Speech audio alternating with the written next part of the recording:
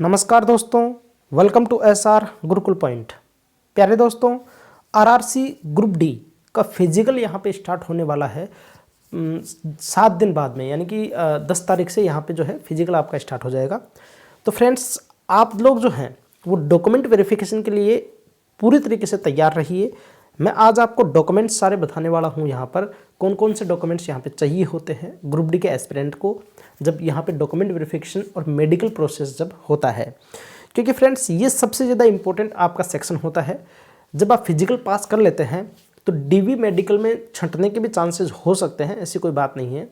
तो यहाँ पर जो है, और सबसे बड़ी बात, यहाँ पर एक आरआरसी ने अपना डीवी की डेट भी जारी कर दी है, जो कि गुवाहाटी है, उसने यहाँ पे डीवी की डेट भी जारी कर दी है। यानी कि 10 फरवरी से उनकी डीवी यहाँ पे कंडक्ट करने जा रहा है वो आरआरबी।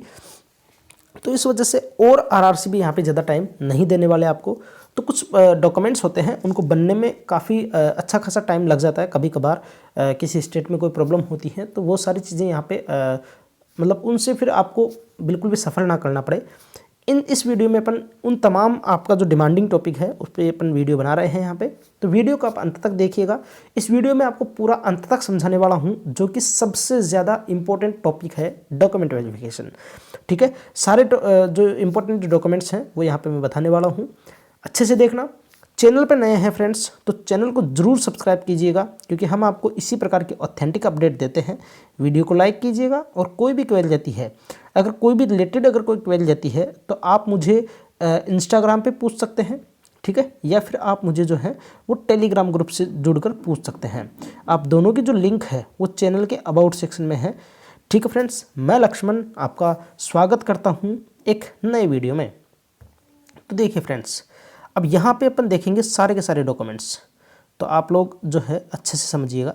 देखिए, सबसे पहली बात, फर्स्ट लाइन पे देखिए, इस 18.1 है, इसको पढ़िए।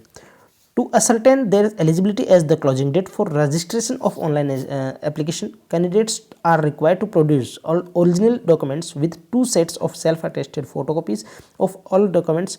ठीक है, इन चीज़ों को अब मैं आपको सिंपल लैंग्वेज में समझा देता हूँ।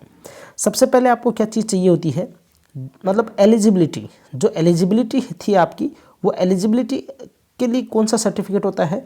सबसे पहली चीज़ आपका जो 10th का जो सर्टिफिकेट है, ठीक है, 10th का सर्टिफिकेट है, या इसके साथ में मार्कशीट होती है, 10th के सर्टिफिकेट के साथ में मार्कशीट, वो आपको तैयार रखनी है अच्छे से।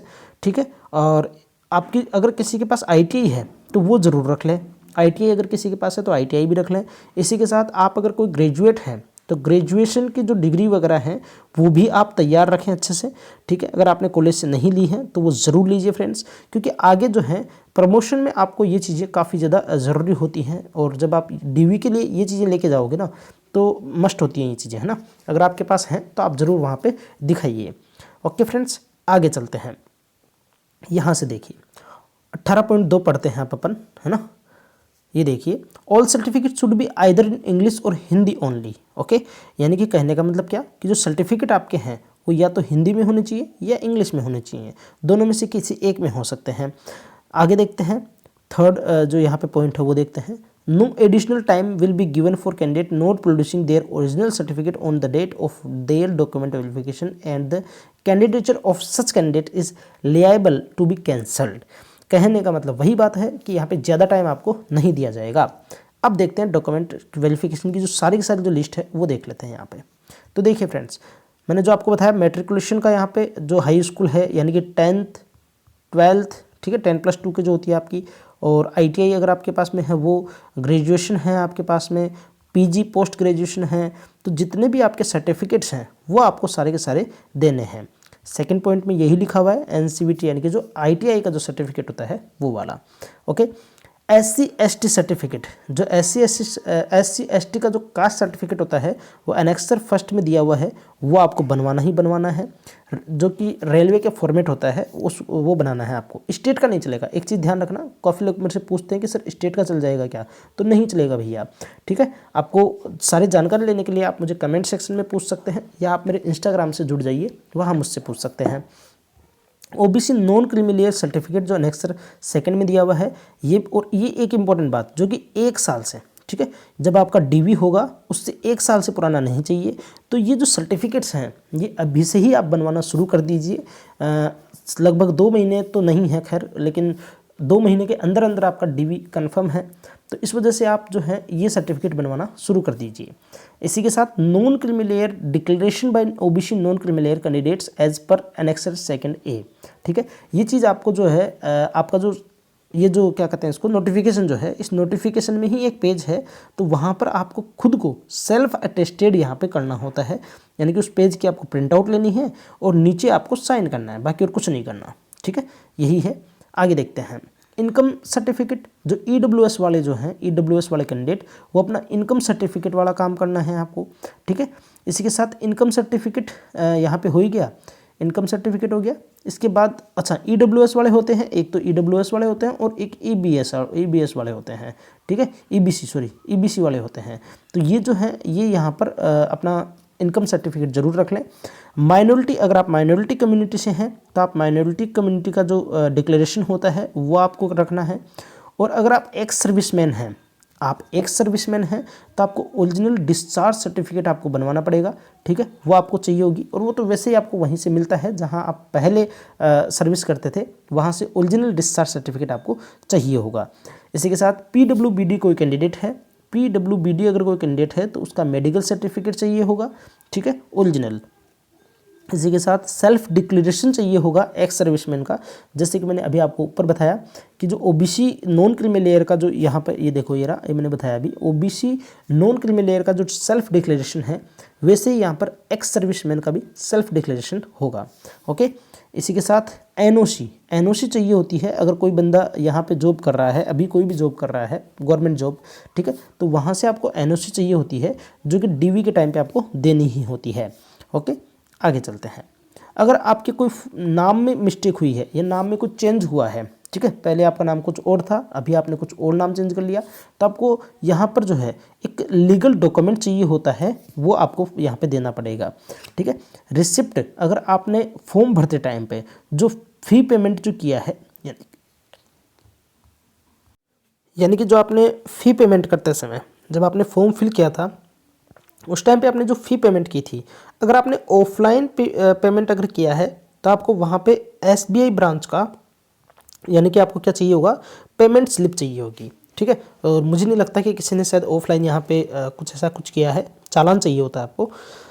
ट्रांसजेंडर कैंडिडेट हैं तो उनका सेल्फ क्लैरिफिकेशन चाहिए होता है, सेल्फ सर्टिफिकेशन खुद से ही करना होता है। जम्मू कश्मीर वालों को डोमिसाइल सर्टिफिकेट चाहिए होता है, ठीक है, अगर हैं तो।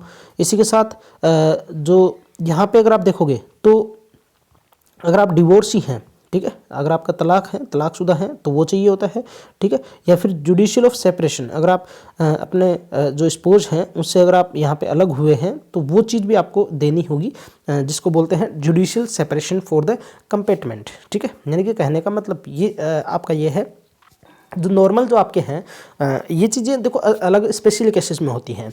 मैं जैसे मान लो जम्मू कश्मीर का है ही नहीं तो उसको थोड़ा ना चाहिए होगा, वो चीज़ें हैं, ठीक है।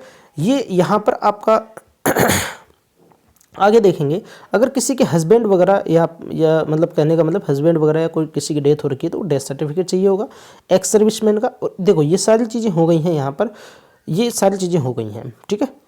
ये हो गया है आपका पूरा का पूरा, जो मैंने आपको नोटिफिकेशन सारी चीज़ें बता दी हैं। अब सुनिए मेरी बात, आपका एडमिट कार्ड, CBT का एडमिट कार्ड और PET का एडमिट कार्ड, दोनों एडमिट कार्ड आपको चाहिए होंगे। जो हाफ पोर्शन आपको दिया जाता है वो पोर्शन, इसी के साथ जो एग्ज़ाम फॉर्म भरते टाइम पे जब आपने जो फ़ोटो लगाई थी उसी टाइप की फ़ोटो आपको 10-12 निकलवा लेनी है, इतनी तो आपको चाहिए होंगी, ठीक है। या फिर आपको किसी RRC में आपको न्यू, यानी कि कोई भी ऐसे कह देते हैं कि पिछले 2 महीने से ज़्यादा पुरानी ना हो, ऐसी फ़ोटोज़ आप लेके आ जाइए, तो वो काम भी आप करवा सकते हैं, ठीक है। तो ये काम आपको करना है फ्रेंड्स। बाकी जो भी कोई अपडेट आती है हम आपको जल्द से जल्द देने की कोशिश करेंगे। चैनल पर नए हैं तो चैनल को जरूर सब्सक्राइब कीजिएगा, वीडियो को लाइक करें, और कोई भी क्वेरी आती है तो कमेंट सेक्शन में पूछ सकते हैं। अब सुनिए मेरी बात, अब अगर आपको डॉक्यूमेंट वेरिफिकेशन से कोई भी रिलेटेड अगर कोई क्वेरी है तो आप इंस्टाग्राम पे मुझसे पूछ सकते हैं, या आप टेलीग्राम जो ग्रुप है वहाँ भी आप मेरे से कॉन्टेक्ट कर सकते हैं। आपकी कोई भी क्वेरी रहेगी तो हम वहाँ पर आपका पूरी तरीके से रिप्लाई देने की पूरी कोशिश करेंगे, खुश रहिए, स्वस्थ रहिए। मिलते हैं नेक्स्ट वीडियो में, तब तक के लिए जय हिंद, जय भारत।